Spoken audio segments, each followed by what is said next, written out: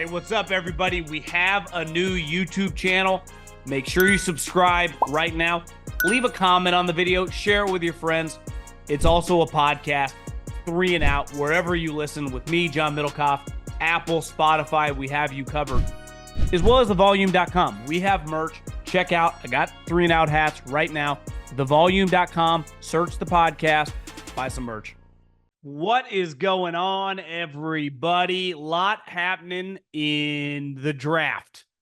Marvin Harrison, the pro day, he says, nope, not going to work out. Didn't work out at the combine. Didn't work out at the pro day. Have some thoughts with that. Caleb Williams does the opposite. Says, USC Pro Day, I'm throwing, let's roll.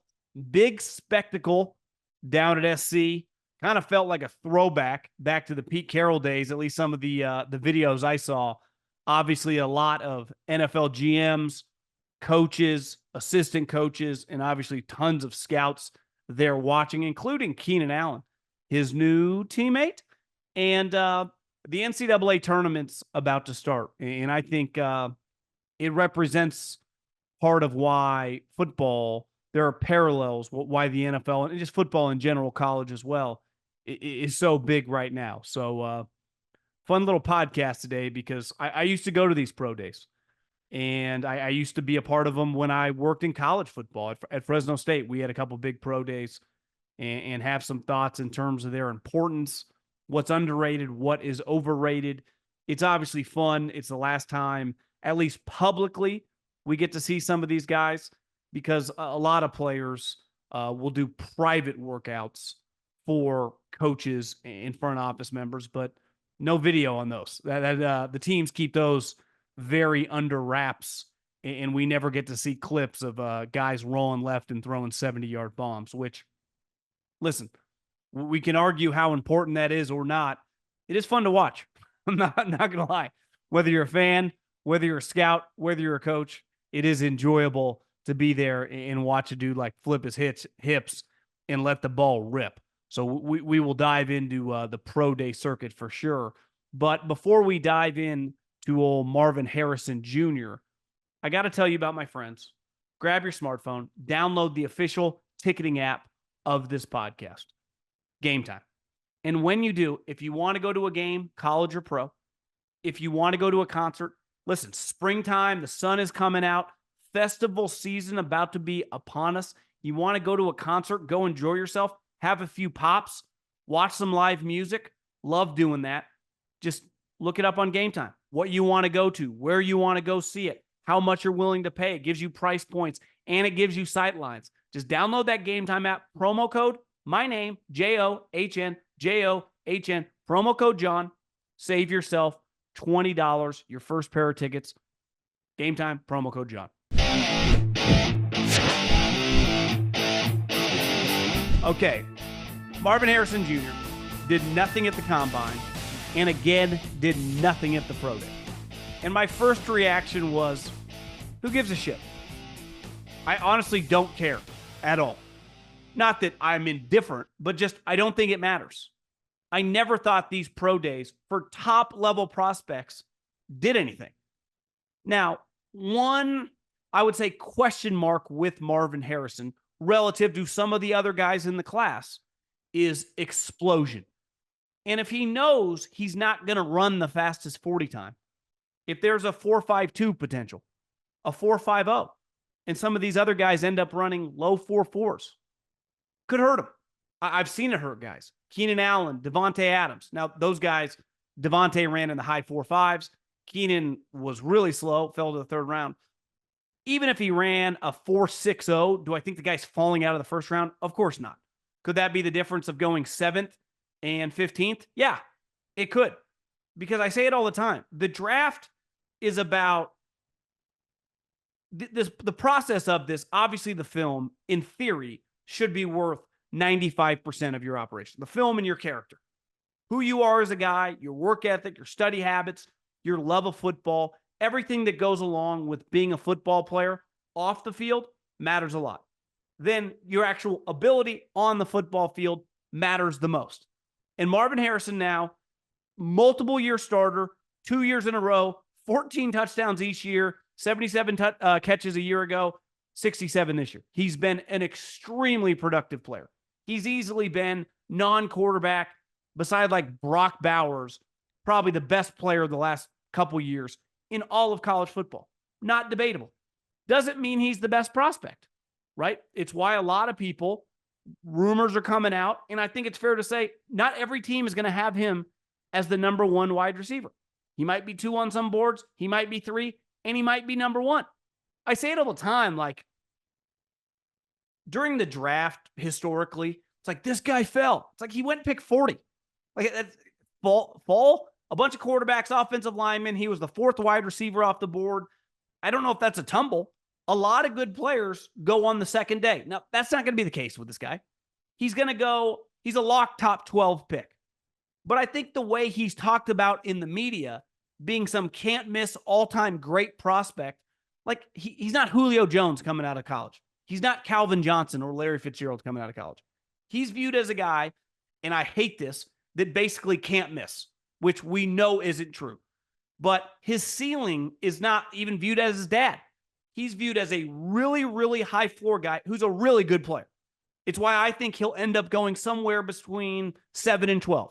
I think there's a very good chance he's not going to be the first wide receiver off the board. I think the guy at LSU Neighbors has a very, very good chance to be that guy. But even if he goes 7 or 8, that doesn't mean he sucks. It doesn't even mean he fell. And it's like, God, this guy passed him. Maybe Neighbors runs really fast, has a great workout. Maybe he was already above him. I'm telling you, teams are not dictating their draft pick based on a workout. When you have been a multiple year starter in a Power 5 conference playing at, beside Bama, probably the second biggest brand in all of college football, hand in hand with LSU, Georgia, Ohio State, and Michigan. I mean, there's a top 4 or 5. Texas has kind of entered the chat now in terms of the prospects they're putting out these last couple of years. But like, I think we overrate some of this stuff. I remember going to these pro days as a scout, and when I worked at Fresno State, it's like, this is kind of stupid. Like, we know this guy's a really good athlete. We know he's not a good athlete. But the one thing teams like to do is when you run a 3-cone, when you do the vertical jump, when you do the broad jump, when you get measured in and I see your weight, I comp you against other guys. So when I'm saying, hey, I'm the Arizona Cardinals, I would take this guy number 4 overall, which obviously is a very, very high pick in any draft. Well, let's look at other top 5 wide receivers of the last 20 years. Does his measure, obviously his production is top notch. Does everything else match up? And you just have to wonder, because it's not even a knock, but his high-end explosive speed is not something he really hangs his hat on. Great route running, great production, ability to make plays. He's great, catching the ball in traffic. But is he some all-time great prospect? I remember talking to a buddy during the fall. I said, what's your take on him? He's like, he's really good at everything. I wouldn't call him great at one thing. He's an awesome player. Checks a lot of boxes. But is he Larry Fitzgerald or Calvin Johnson coming out?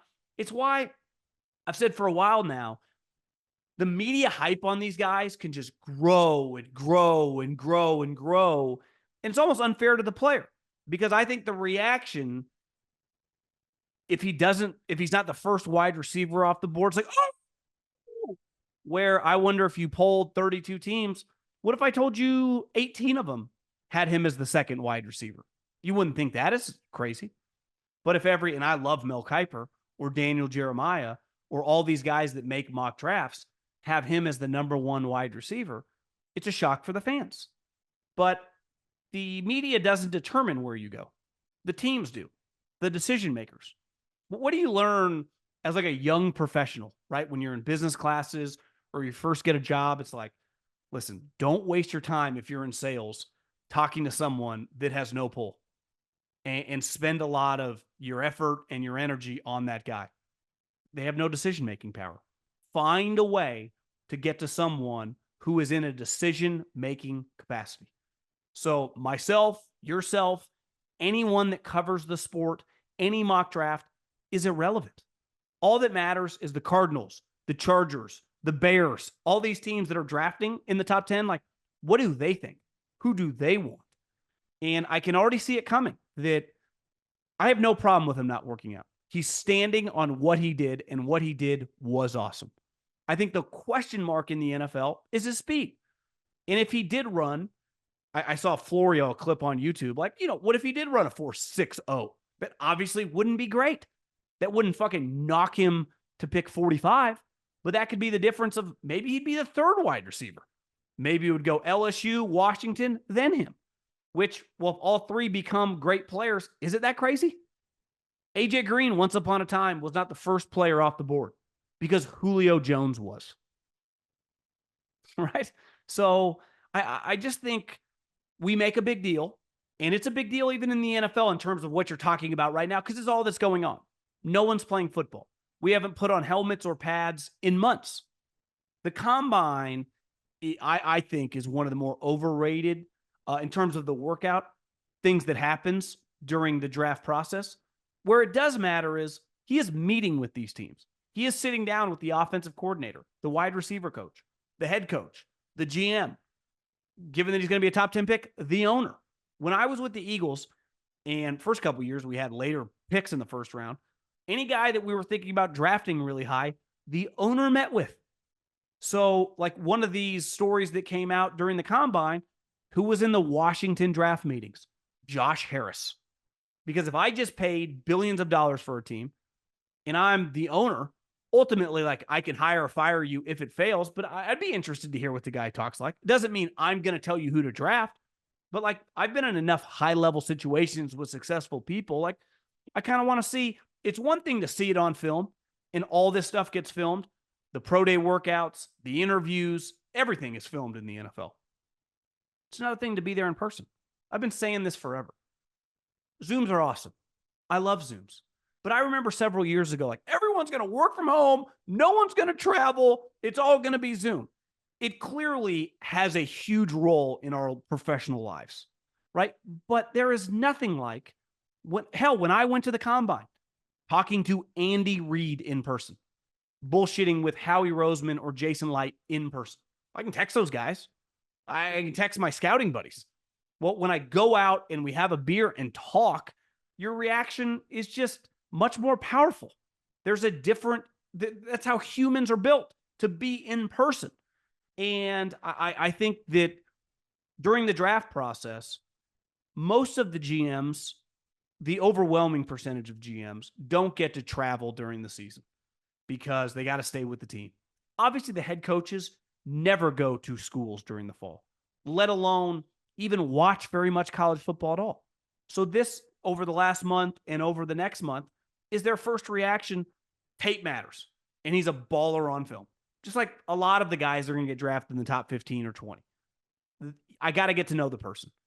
We talked about this yesterday with the draft picks, right? 19 quarterbacks were drafted, and from 2021 and 2022, and only 2 of them are scheduled to be starters.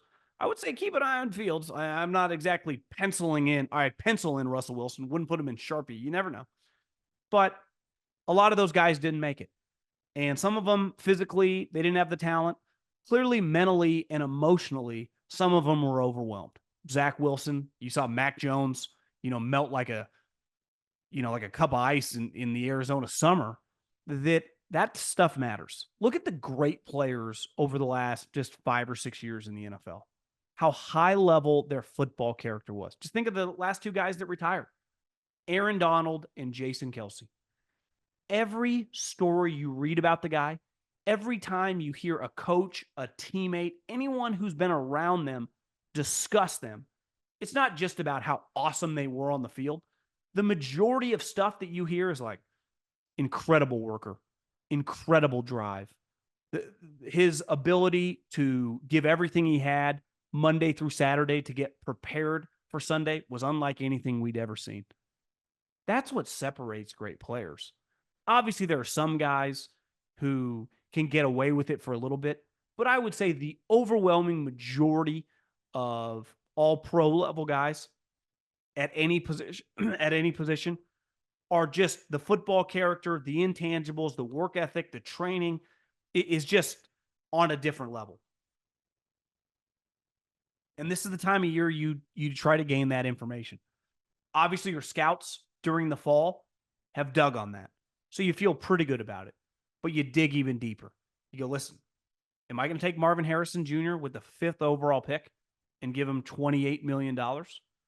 I need to know everything about this guy, the human being. Because most people, like you watch Zach Wilson, obviously he kind of self-combusts, but just his physical talent, his athleticism, his arm strength, like he does have the tools. But for whatever reason, shit's missing. I don't know if it's his study habits. I don't know. Maybe he would be incapable of doing it. But those are the type things, if you can figure out before you draft a player, you can avoid. Back to Keenan Allen and Devontae Adams. They both ran slow. Keenan ran really slow. Why have both guys been two of the better players over the last 7-8 years? Toughness, intangibles, desire, drive. I mean, stuff that you can't quantify. And that is always the hardest part about this time of year, is figuring out that part. Because most guys beside Marvin Harrison, you know how fast they are. You know how quick they are in the 3-cone. You know how explosive they are with a broad jump or a vertical jump. But that's ultimately not what separates you to be a great player or not a great player in the NFL. The thrill and excitement of March Mania is here. And DraftKings Sportsbook, one of America's top-rated sportsbook apps, is giving new customers a shot to turn $5 into $150 instantly in bonus bets with any college basketball bet. North Carolina listeners, don't forget DraftKings Sportsbook is now live in your state. Download the DraftKings Sportsbook app and use code JOHN, J-O-H-N. New customers can bet $5 to get $150 instantly in bonus bets only at DraftKings Sportsbook with code JOHN. The crown is yours. When I was at Fresno State, Ryan Matthews, I was there his sophomore year and his junior year, and he was incredible. I mean, he was an elite talent. In the NIL days, he would have gotten stolen from Fresno State so fast and been at USC or Oregon for $500,000 that he would never have lasted. He was a unique person because he was from the Valley. Maybe he would have been loyal to Fresno State. He loved Coach Hill, but he grew up in very rough economic circumstances. I think it would have been very difficult for him not to turn down a lot of money. But I remember he went to the combine and he tore it up. He was like 225 pounds. He ran like a 4.4. His combine was awesome. And when you have an awesome combine as a prospect that's going to go in the top 20, you don't need to do anything at your pro day. You can just kind of weigh in, talk, and kind of be there to support your teammates. And that's what he planned to do. And then he got there and he was like, this sucks. I kind of want to participate. And it helped add the juice and honestly brought more scouts and GMs because I kind of word got out, you know what? I'll work out at the pro day. Ryan didn't need to work out, just like Caleb Williams did not need to work out today. He could have done exactly what Marvin did. Not working out at the combine. I'm not working out at the pro day. A guy like him, when he goes, yeah, I'll work out. Do you know who that helps? It's kind of irrelevant. We know Caleb has a big arm, can throw it far. Whether he misses a flat route or overthrows a go route, who gives a shit? I have 3 years of film. He has 33 career starts. At Oklahoma, the first year he kind of came in, I think week 5 or 6, and then he started multiple years at USC. I've seen all the throws in pads against a real defense. So nothing he's going to do on a field, whatever. He missed some passes. I do not care. I know how good of a player he is and what type of prospect he is. But you know who he helped today? Jerry Rice's son, Brandon Rice. All the other guys working out. Because if Caleb's working out, obviously the Bears have to come, but a million other quarterback coaches, offensive coordinators, and executives have to show up at that workout. Like one thing, and I don't blame Marvin Harrison, the first person you got to think about professionally is yourself. Like you need to worry about you more than anyone else worries about you.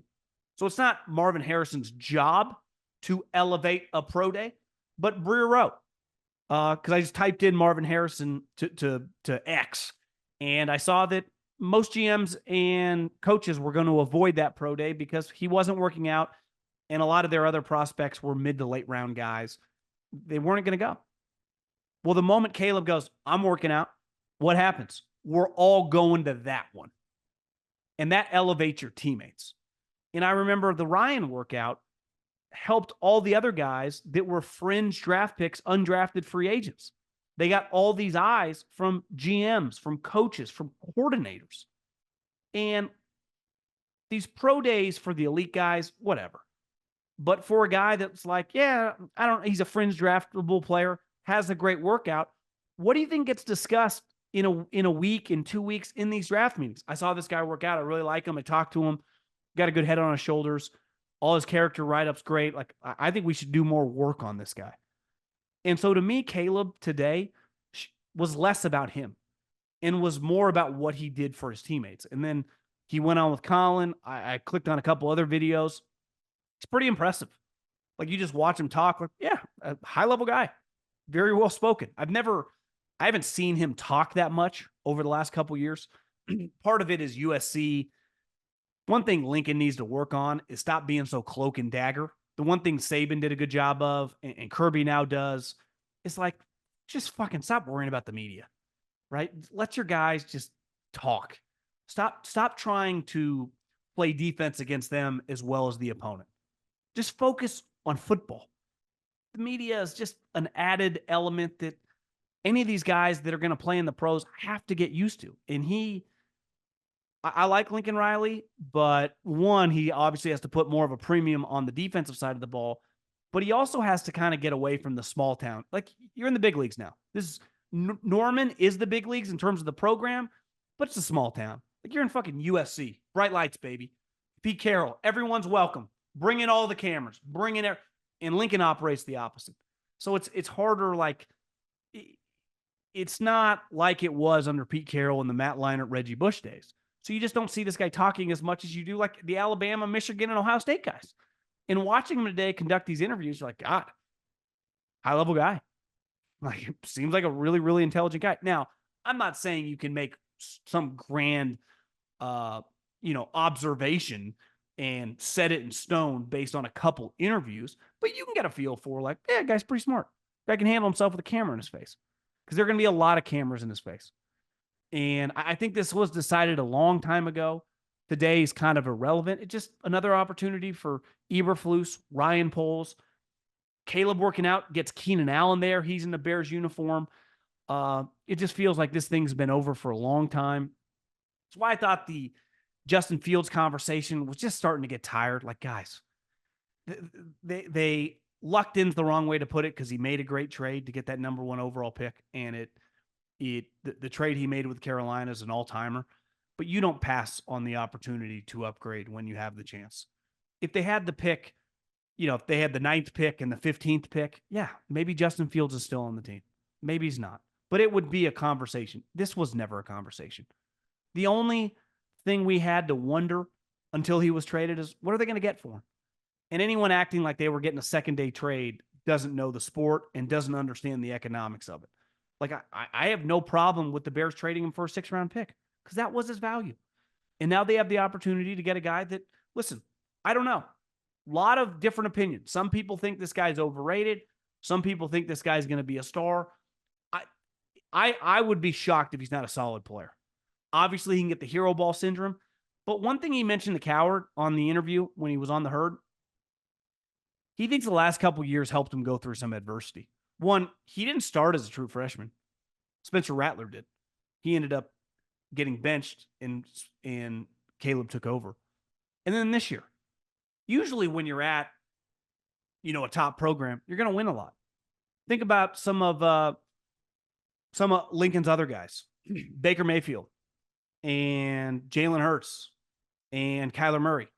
Like, they didn't lose many games. Baker Mayfield's last game in college was in the Rose Bowl, in the playoffs against Georgia. Caleb went 7-5 this year, and it wasn't his fault. The defense was a fucking joke. His offensive line was not good. I like a guy going through a little adversity. Guys that went through some adversity as college prospects? Patrick Mahomes. His team sucked. Josh Allen played at Wyoming. You know who went through no adversity in college? Mac Jones. Beat the shit out of everybody. Even Joe Burrow, his final year, it's pretty awesome. And they housed most teams. But he had to transfer 2 years before that. Why? Urban Meyer thought he sucked. And then when he first got to LSU, he wasn't that good. Even look back at Baker Mayfield.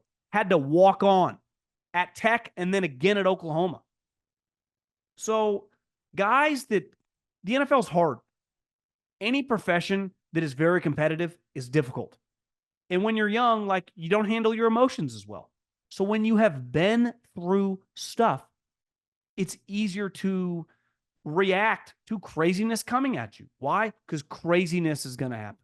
It is inevitable. I say it all the time. The best thing that's ever happened to me was getting fired twice. Looking back, I would have paid to be fired because of what it does for your mental growth, what it does for your life. It forces you to, like, fight. And sometimes, depending on how you grow up, or, you know, if you're an athlete, the teams you play for, sometimes you don't have to fight as much. Not that you don't have to work hard in practice. Not that, you know, it's hard playing these games. But if you're always winning, get ready for the NFL. You're going to lose. The Bears could have an awesome season, and they could lose 8 games. Caleb's used to that. He just went 7-5. And honestly, they were a couple incredible Caleb plays away from, if they don't go right, from being 5-7. So when he said that, I think sometimes people say that. It's like, you've lost 1 game in 3 years. Like Trevor Lawrence. Didn't have that much adversity in college. His first real football adversity was in the pros. The Urban Meyer situation, this year dealing with injuries. It's hard. Well, you got a guy like Caleb Williams who's kind of been through a couple things. Not crazy. Not like 7-5 is the end of the world, but that's Patrick Mahomes. Patrick Mahomes was struggling to win 7-8 games in college because he was at a disadvantage. Now, historically, USC has not been at a disadvantage, but this team with that defense was. So Marvin Harrison, no issue, but I'm also not expecting him to be the top wide receiver. And I'm definitely not going to be shocked when that doesn't happen. And props to Caleb Williams for lifting up his teammates in an era where, because of NIL, it'd be easy to become pretty selfish, right? He obviously is probably the highest paid player last year in all of college. And, you know, you're driving a Range Rover at 18. You're living in a penthouse suite in LA. You got all the girls. You got unlimited money. You're making millions of dollars. And I thought today he put his teammates first. The combine, like, it's truly more about you. Today, more about his wide receivers that he helped make look good by throwing and gets more eyeballs on them. The NCAA tournament is about to start. And I probably, like a lot of you, unless you're a big college basketball fan, have probably watched less than 5 college basketball games this season. I watched, I think, a Duke-Arizona game early in the season.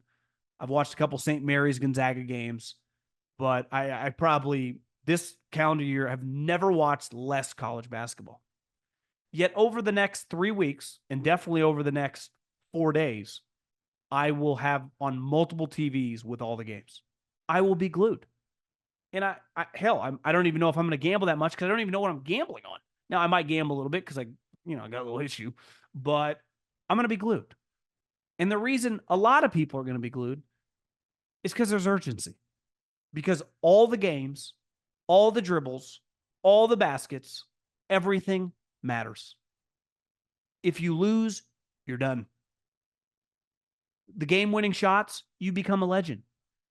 And I've said this forever, like, I don't really watch the NBA anymore during the regular season because I don't think any of it matters. I still love baseball, but I follow baseball much more like the standings on ESPN.com and through Instagram and Twitter than I do sitting down and watching baseball games every night. I don't work in local radio. I'm not doing that anymore. I have a life. And the one thing football has, obviously I do this for a living. So I'm watching Thursday night game, all the Sunday games, Sunday night and Monday night.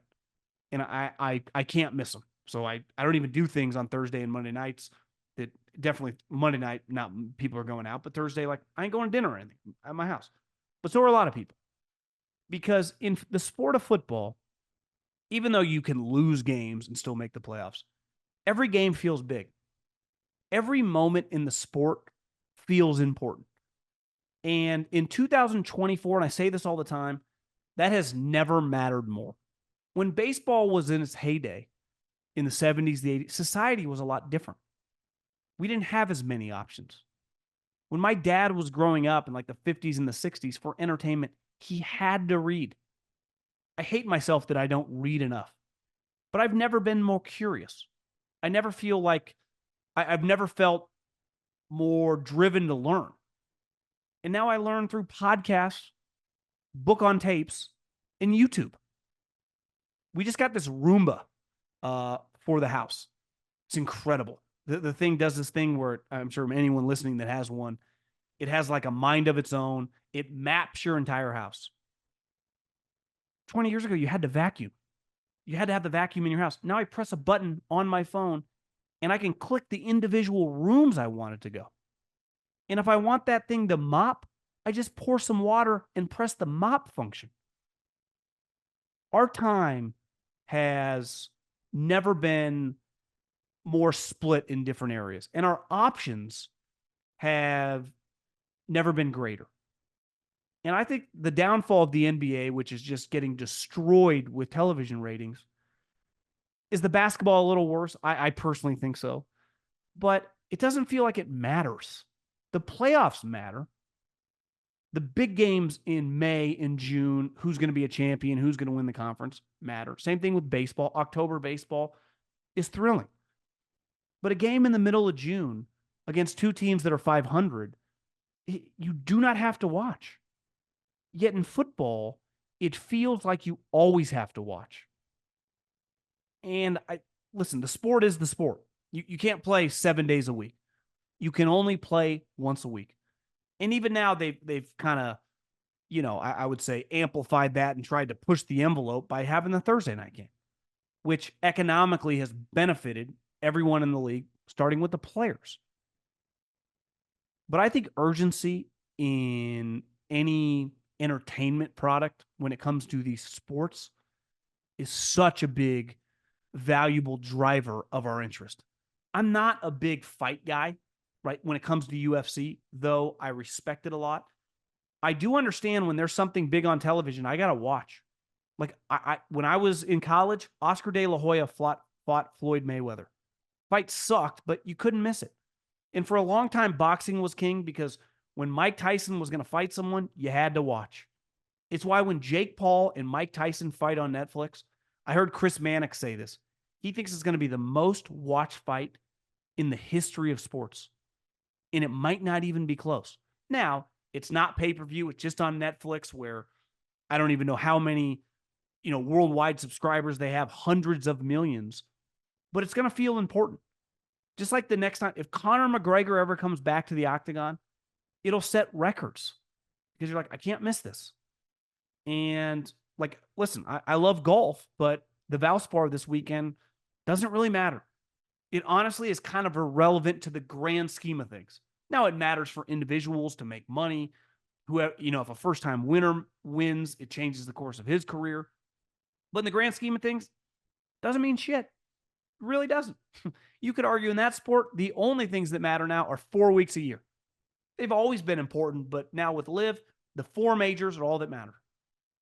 And football, even with college football, going to the 12-team playoff, right? People are like, oh, it's going to lessen the regular season. Bullshit. It's not the way football works. The pageantry, the crowds, and when you're watching, the effort you get from people. And that's the other thing. Listen, baseball, you can try, and if you strike out 4 times, it doesn't look like you're trying, right? In basketball, clearly, some guys back-to-backs, not even playing, dogging it, whatever. It's part of the deal. In football, half-ass a play over the middle. See how that goes, right? It's not really the way it works.